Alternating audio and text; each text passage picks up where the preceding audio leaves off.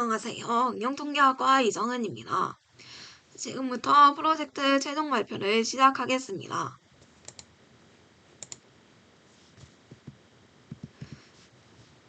제가 제안했던 프로젝트 주제는 설문조사 시 불성실하게 응답하는 유형 분석 및 불성실한 응답을 줄이는 방안 모색이었습니다. 제가 이 주제를 제안했던 이유는 저의 전공인 응용통계학과와 이 주제가 어울린다고 생각해서입니다. 실험을 진행할 때는 불성실한 응답자를 고려하지 않아도 되지만 설문조사를 진행할 때는 불성실한 응답자가 발생할 경우를 고려해야 합니다. 거짓되거나 불성실한 응답들이 모이면 제대로 된 분석 결과 도출에 차질을 빚을 수 있기 때문입니다. 그리고 또 하나의 이유는 제가 이전부터 가졌던 호기심 때문입니다. 저는 사람들이 응답을 대강하거나 거짓되게 응답하며 어떻게 분별해내야 하지? 라는 호기심을 가지고 있었습니다. 그리고 제가 개인적으로 설문조사에 불성실하게 응답했던 경험이 있기 때문에 더욱 이러한 궁금증이 생겼습니다. 그러나 예기치 않게 프로젝트 방향을 변경했습니다. 교수님과 얘기를 주고받은 결과 설문조사의 문제점을 조사하기 위해 또 다른 설문조사를 한다는 게 문제가 있어 보인다는 교수님의 의견과 또 하나 불성실한 응답자의 수가 너무 적어서 분석이 어려웠던 이유 때문에 프로젝트의 방향을 바꾸는 게 낫겠다고 판단했습니다. 그래서 제가 새로 고안한 프로젝트 주제는 응답 결과와 불성실 응답자에 대한 논문을 비교하여 사람들의 불성실한 응답자에 대한 인식 정도를 파악하는 것입니다. 프로젝트에 사용한 데이터는 제가 이전에 조사했던 설문조사 응답 데이터입니다. 첫 번째 질문에는 불성실한 응답자란 설문조사 응답 시 어떤 행동을 하는 응답자라고 생각하십니까? 여기에서는 자신이 성실한 응답자라고 답한 사람들의 응답만 사용했습니다. 그리고 두 번째 질문, 자신이 설문조사 담당자라면 불성실한 응답자를 줄이기 위해 무엇을 할 것인가요? 여기에서는 자신이 불성실한 응답자라고 답한 사람들의 응답도 포함했습니다. 더불어 제가 프로젝트에 사용한 논문은 SNS 그룹의 온라인 설문조사 응답 성향에 대한 연구입니다. 제가 설문조사를 실시한 방식은 구글 설문지를 이용한 것입니다.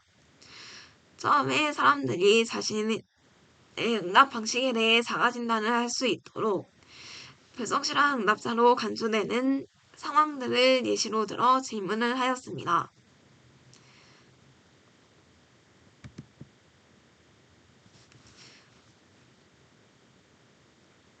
자가진단 결과 사람들이 스스로 불성실한 응답자인지 성실한 응답자인지 답하게 하였고 불성실한 응답자라고 답한 경우에는 자신이 질문에 불성실하게 응답하게 되는 이유가 무엇이라 생각하십니까? 라고 질문하였고 자신이 성실한 응답자라고 답한 사람에게는 불성실한 응답자란 설문조사 응답 시 어떤 행동을 하는 응답자라고 생각하십니까?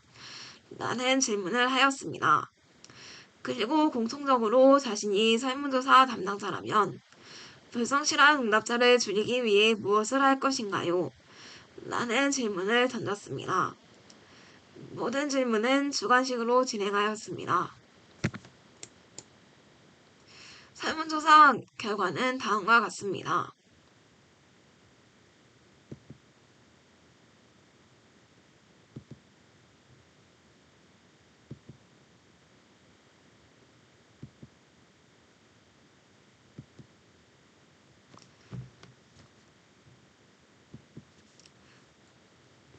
설문조사의 대략적인 결과 대부분의 자가진단 문항에선 아니오에 답한 사람이 많았지만 유일하게 2번 문항, 즉 문항의 사실과 다르게 또는 솔직하지 않게 응답한 적이 있다 라는 문항에서 얘가 63.2%로 더 많았습니다.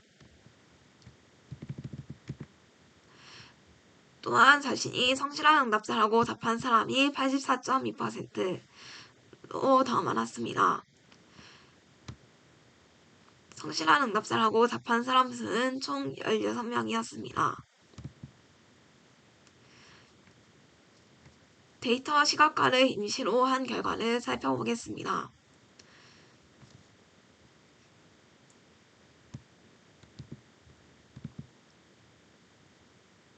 불성실한 응답자란 설문조사 응답 시 어떤 행동을 하는 응답자라고 생각하십니까? 라는 질문을 데이터 시각화한 결과는 이렇습니다.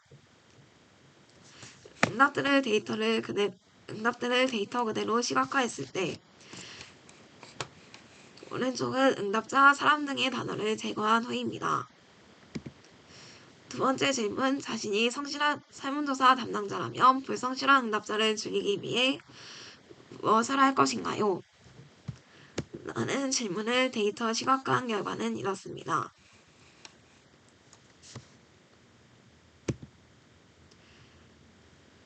이 이유로 데이터를 더 정제하였습니다. 않게 않도록 등을 안타하고 원형으로 고치는 등의 작업을 진행했습니다. 첫 번째 질문을 데이터 시각화한 결과는 이렇습니다.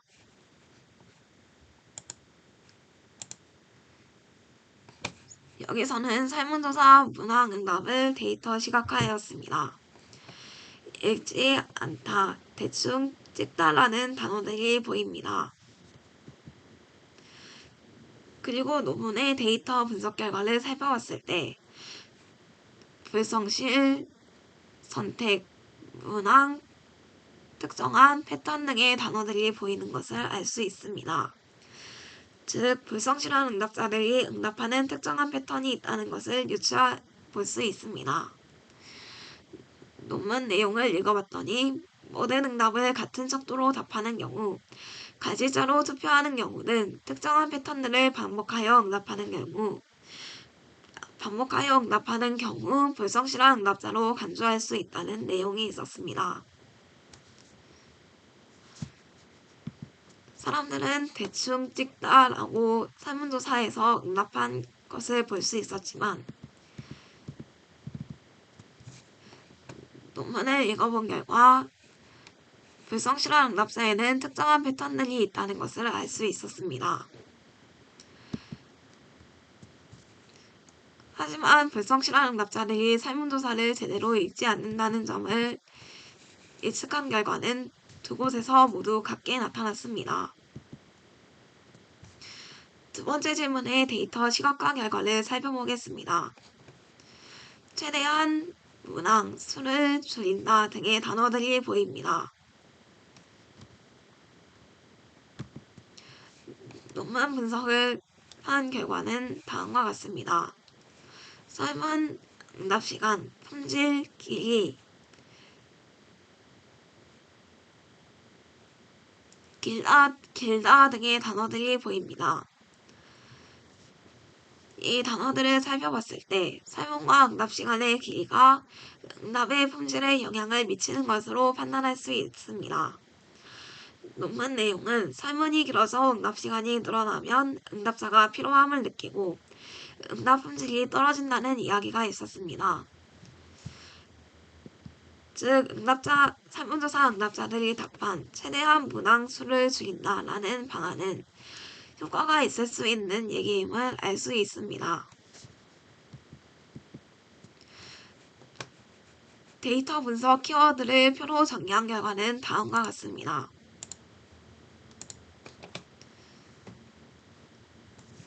표를 보고 알 수 있는 점은 대충 찍다 라고 답한 것에 반해 논문에서는 불성실, 특정한 패턴 등이 나타나는 것으로 볼 수 있는 것처럼 차이가 있는 부분도 있지만 설문조사 응답 키워드와 논문의 키워드는 대체로 서로 연관이 있는 것으로 나타났습니다. 즉 사람들도 불성실한 응답자의 개념과 불성실한 응답을 줄일 해결 방법을 어느 정도 알고 있다는 것을 알 수 있었습니다. 프로젝트의 한계점은 설문조사 데이터 수가 너무 적었다는 것입니다. 특히 불성실한 응답자의 수는 3명으로 너무 적었습니다.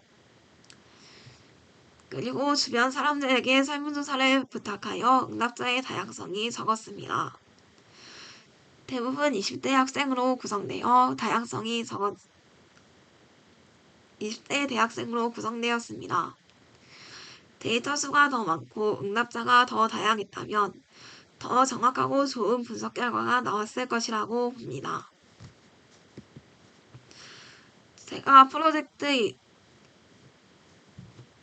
이외에 더 바라는 점은 프로젝트에서 얻은 결과인 사람들의 불성실한 응답자에 대한 인식 정도를 활용하여 불성실한 응답자를 줄일 방안까지 찾을 수 있으면 더 좋을 것 같습니다. 이상으로 발표를 마치겠습니다. 감사합니다.